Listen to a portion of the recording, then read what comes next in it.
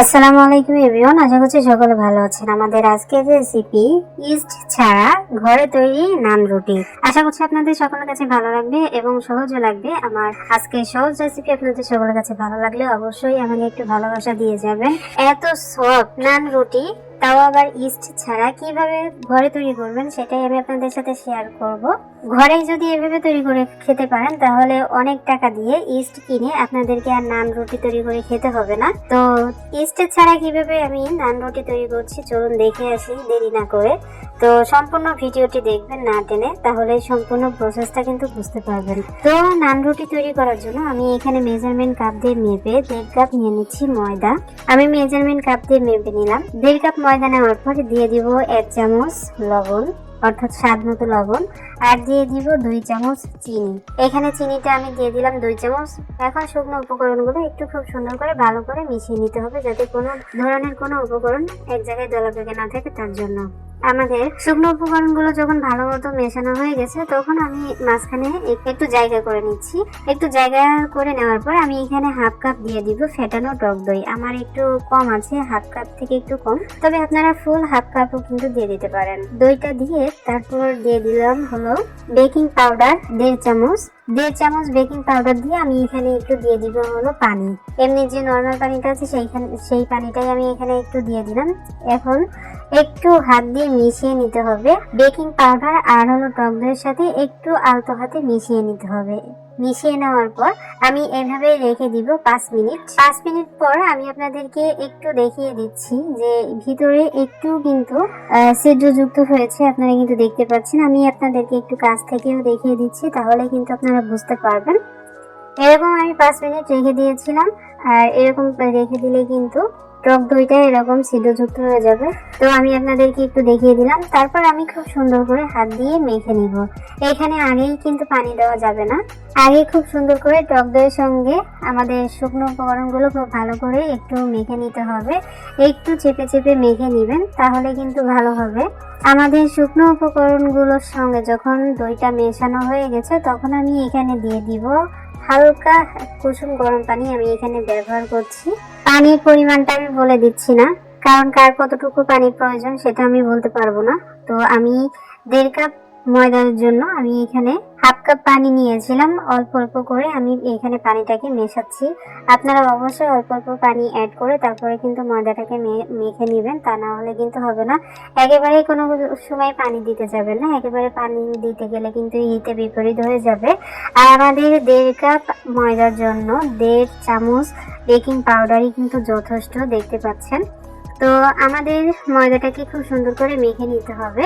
তো আমার ময়দাটা কিন্তু অলরেডি মাখা হয়ে গেছে, আর হাতে এরকম একটু চিটচিটে ভাব থাকবে কিন্তু। তারপর আমি এখানে দিয়ে দিব 1 হাতের মধ্যে যতটুকু সয়াবিন তেল হয় ঠিক ততটুকু নিয়ে তারপরে আর কি মেখে নিতে হবে ময়দাটার সঙ্গে। তেলের সঙ্গে ময়দাটা আবার খুব সুন্দর করে মেখে নিতে হবে। আমাদের তেলের সঙ্গে ময়দাটা খুব ভালো করে যখন মাখা হয়ে যাবে তখন আমি আরো কিছুটা তেল দিয়ে উপর দিয়ে আর কি একটু হাত দিয়ে আলতো হাতে এখানে লাগিয়ে দিলাম, যাতে আমাদের ময়দার ডোটা রেস্টে দেওয়ার পর ড্রাই না হয়ে যায় উপর থেকে, তার জন্য। তো দেখতে পাচ্ছেন আমি আবারও কিছুটা তেল নিয়ে আমি এখানে দিয়ে দিলাম, আর ঢাকা দিয়ে ঢেকে দেবো প্রায় 1 ঘন্টার জন্য।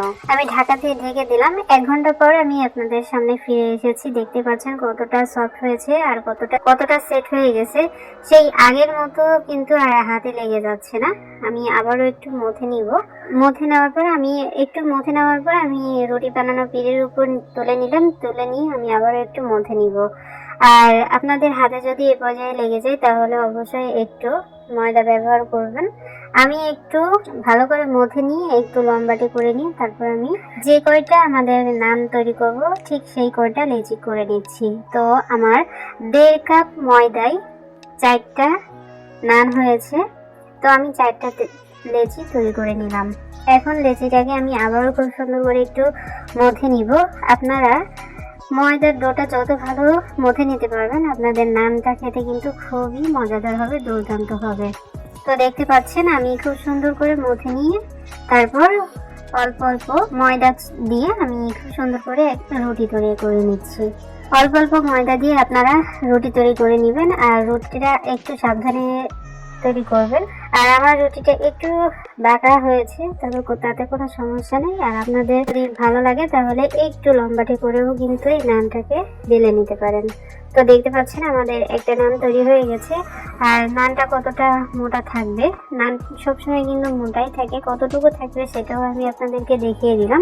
ঠিক এরকম মোটা রাখতে হবে। আমাদের নান যখন বেলা হয়ে গেছে তখন চলে এসেছি চুলায়। চুলায় আমি আগে থেকেই একটা তাওয়া বসিয়ে দিয়েছিলাম। আর তাওয়াটা আমি একটু গরম করে নিয়েছি। আর হাত দিয়ে একটু দেখে চেক করে নিচ্ছিলাম যে গরম হয়েছে কিনা। তাওয়াটা যখন গরম হয়ে যাবে তখন আমি এখানে নানটা দিয়ে দিব। নানটা দিয়ে তারপরে আমি একদম লোতে করে আমি নানটাকে ভেজে নিব। যেহেতু নানটা একটু মোটা টাইপের হয় বা মোটা, এর জন্য হতে কিন্তু একটু সময় লাগবে। তো আপনারা যদি হাই ফ্লেমে করে রাখেন চুলার আঁচটা, তাহলে কিন্তু উপর দিয়ে হবে কিন্তু ভিতরে সিদ্ধ হবে না।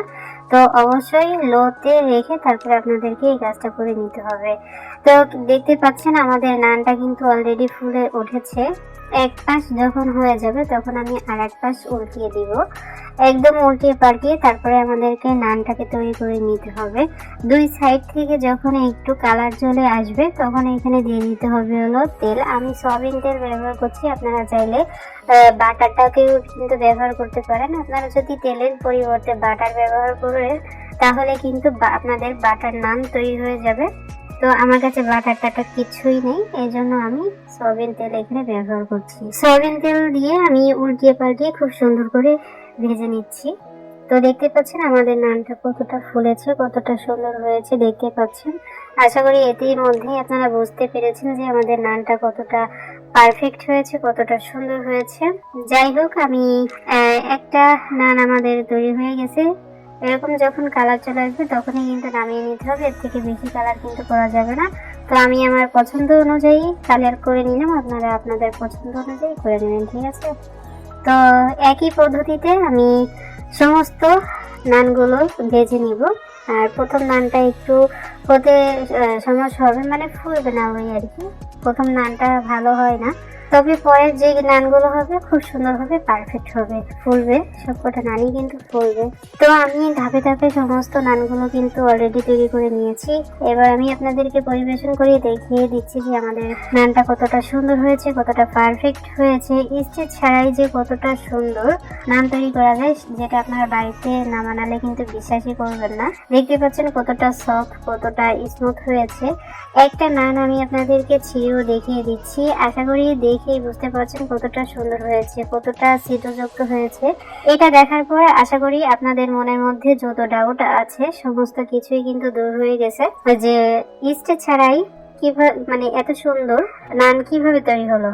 তো অবশ্যই বাড়িতে ট্রাই করবেন। আর আপনারা দেখতে পাচ্ছেন আমি নানের সঙ্গে একটু কাবাব ব্যবহার করেছি, মানে আমি পাশ দিয়ে একটু কাবাব তৈরি করে নিয়েছিলাম। কাবাব কিভাবে তৈরি করেছি তার ভিডিও আমি সামনে দিব, অবশ্যই আমার চ্যানেলে চোখ রাখবেন। ফাইনালি আমাদের আজকের রেসিপি এতটুকুই। সবাই অনেক ভালো থাকবেন, সুস্থ থাকবেন। আমাদের পরবর্তী ভিডিও দেখার আমন্ত্রণ জানিয়ে আজ এখানে বিদায় নিচ্ছি। আল্লাহ হাফেজ।